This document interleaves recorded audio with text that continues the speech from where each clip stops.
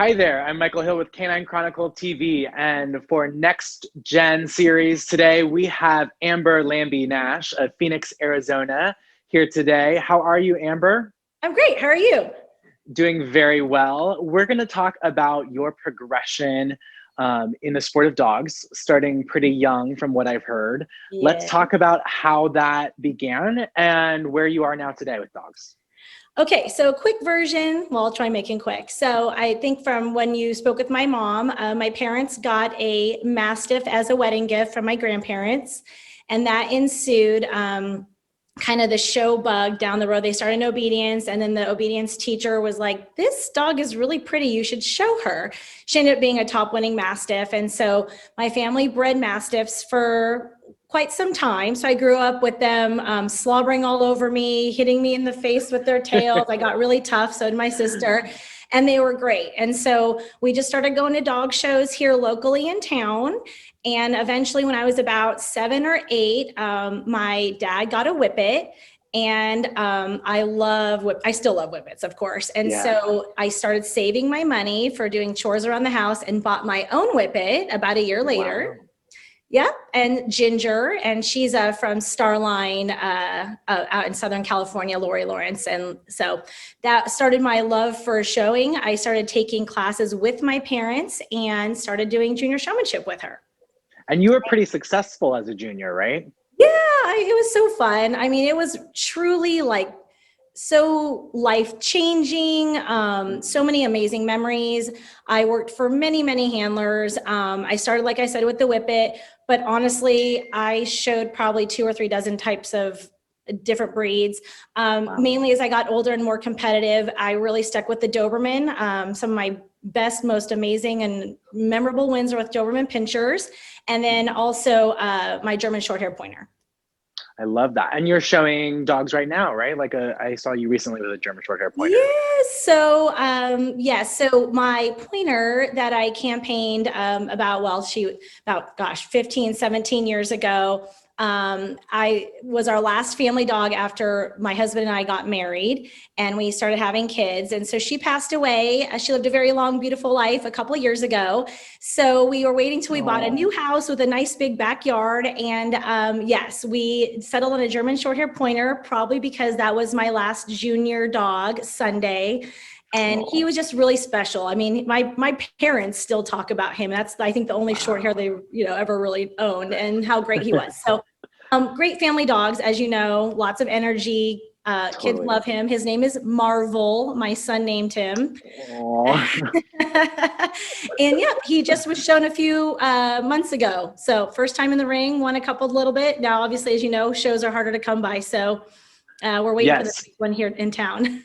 Obviously, your parents were hugely influential at the beginning. You know, your mother was a professional handler herself.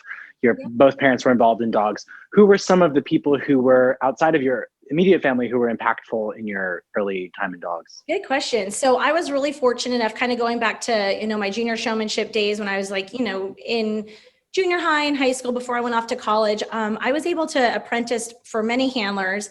The longest being Andy Linton, and that's when I kind of fell in love with the Doberman and ended up showing a couple of his, and Bruce and Gretchen Schultz, and also, I don't know who's listening to this, they might be too old for some people, Corky and Sue Vroom. Yes.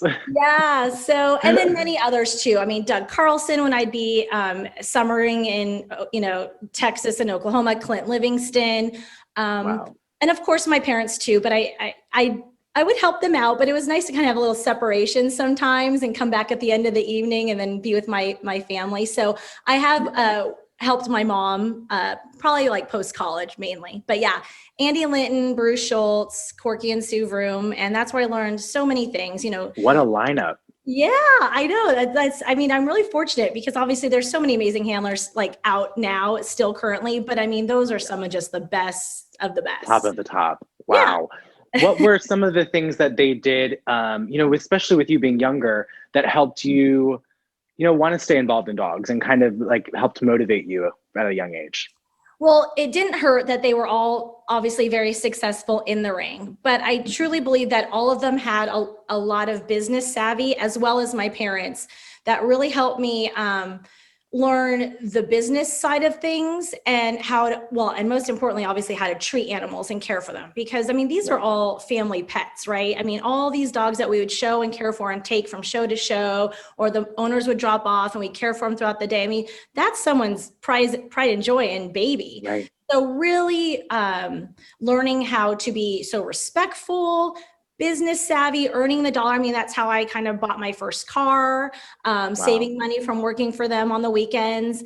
And then, you know, the competitive edge. I mean, I have to say I'm pretty competitive in nature, and I would attribute that to dog shows. Also, I was a dancer all through my life and did dance competitions and cheer competitions. So, you know, I have that edge in me. I love sports too. I'm married to a sports fanatic and have a son who's very into sports. So, you know, I think that's how I won my husband over, really knowing all the athletes. You could hold your own. Yeah. And I also want to touch on, I know you have a professional career that's not in dogs as well now. Yeah. How has that, tell us a little bit about that and how maybe those experiences in dogs shaped you to be able to be more successful in that realm? Really good question. Yeah. So I sell real estate. I'm an agent here in Arizona. Pretty much since college, my degree, I graduated from Arizona State University, was recreational management and tourism, kind of an obscure degree, but I wanted to be in event planning. And I did that for many years, but I kind of parlayed into real estate because I was working for a master plan community, planning their events for their residents.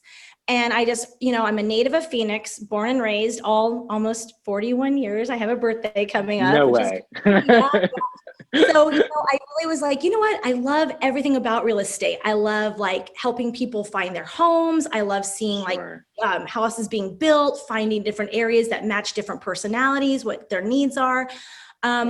So I kind of parlayed that and segued into real estate full time. And it's been really good. I think that kind of goes back to, I consider myself a pretty friendly and social person.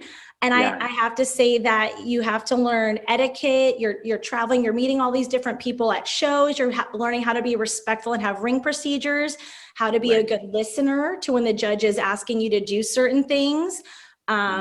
Taking constructive criticism and feedback from whomever it may be. Right. But if you ask for it, you got to be able to, you know, deal with the answer. So that's, you know, just being social, being friendly, talking to different types of people and personalities and kind of gauging them. Has really helped me in real estate. So it's like socialization from a young age with a dog. It's just like socializing a puppy, right? Yes, yes. So let's talk about what were some of maybe your most fond memories in dogs? So I would say, one, the road trips with my family. I mean, it's kind of funny looking back now. I'm sure I was annoyed at moments when I'd rather be home on the weekends, you know, doing this or that with my friends, but loading up the motorhome and so different, you know, so many parts of the country that I probably never would have gotten to do. Definitely the friendships. I still have quite a few good friends that I've made along the way through junior showmanship from all over the country. And the summers, I loved back in the day, junior showmanship, they used to have a World Series of junior showmanship competition. So there was like, I don't know, 20 shows that were considered like prelims, basically. If you won Best Junior at one of these 20 shows throughout the country, then you and a guardian got to fly to the finals, and they'd be like at a big show like Boston, or, you know, what would now be like the World Series, you know, whatever, in Orlando. Anyways, that would be the final. So winning a few of those, and then also my sister winning, and so the whole family getting to go was really cool. And then meeting up with my friends there. So those are pretty memorable moments. And then just summers in Texas. I mean, we would do the whole caravan. There used to be lots of Texas circuits in the summer, and it was really fun to see people I hadn't seen in 6 months in Westminster. So wow. Yeah. And I think that's a unique kind of lifestyle, because I feel like most high school, junior high, you know, aged kids don't have something that would give them that kind of exposure to so many parts of the country and people and travel. I totally agree. And I'm very thankful and appreciative of my family doing all that. I mean, yes, it ended up being a career for my mom, but they still made a lot of sacrifices for us trying to do it all. I mean, there would be times where I would have cheer competition or a big football game. And then, so I would do that on a Friday night, and they would drive to California, and then I'd fly in, late that night, and they'd come pick me up. You know what I mean? So you made it work. They made it work. And it was really important to them that we did it all, not just dog shows. So. And I think that's a really great point, is that even though it is a involved endeavor, that you guys kind of are an example that a family can do this, even with your mom actually doing it like professionally, right, and still have, those other involvements as well, and other careers and those kind of things. So it's something that you can kind of make fit for your life. Absolutely. I mean, I hate to say now it's kind of sad because we're like, oh, there's always another dog show. Well, we hope there's always going to, up until this last year, there was always another dog show, right? So yes. The dog show wasn't always the most important thing. Now I think we kind of took that for granted. So hopefully this will ramp back up. And, but there's so many things out there that are important in life, not just dog shows, as fun as they are. But it is fun to kind of go back, now married with my kids. They come watch me. The few that we have here in Phoenix, they'll come and clap for me. It's really cute. So it's been Do you fun. think any of your kids will want to show dogs? They both really love dogs. I think they might both get into junior showmanship. They're a little young right now, and our dog is so big that they had my mom has an old whippet that they did like the Pee-wee thing with a couple years ago. So eventually if we get a smaller dog, I think, they're both pretty competitive too. So I wouldn't be surprised. It's in the genes. They have a couple generations coming through. So I think this is, thank you so much for sharing all this. I think it would be great to wrap up with, what would be your advice to somebody who is young, or not necessarily juniors, but new to dogs, for how to kind of set themselves up for the most sustainable involvement in a life in dogs?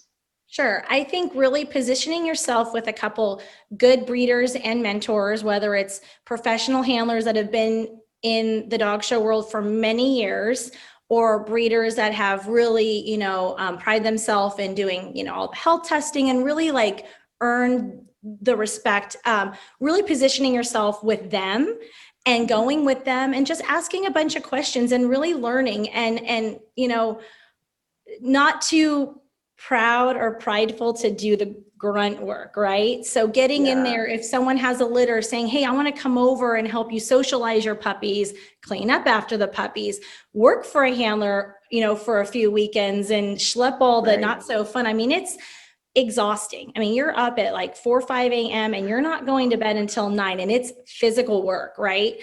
So really nonstop. Exactly. And really just doing your research, whether it's, reading up, getting books from the library, getting on websites, and just really look for someone who has knowledge, but also has integrity. Great point. Yeah, because you just want to, no one's perfect, but you want to make sure you're really aligning yourself with someone who's well respected and can really help you, and they have the desire to make you better, right? And then obviously, getting your dog, doing all the training, all the health testing and stuff, but really just doing it the right way, not rushing anything, taking your time. And I think that's such a great point about the integrity, because a lot of people can do practical things well, but if you're going to last in dogs, those relationships are so important, and they need to be like based on integrity. So I'm so glad you brought that up. Absolutely. Well, thank you so much, Amber. It was an absolute pleasure talking with you today. Say hi to the kids for us, and hopefully we'll see you at a dog show. All right, fingers crossed. Yes, exactly. Thanks so much. You are so welcome. Thank you.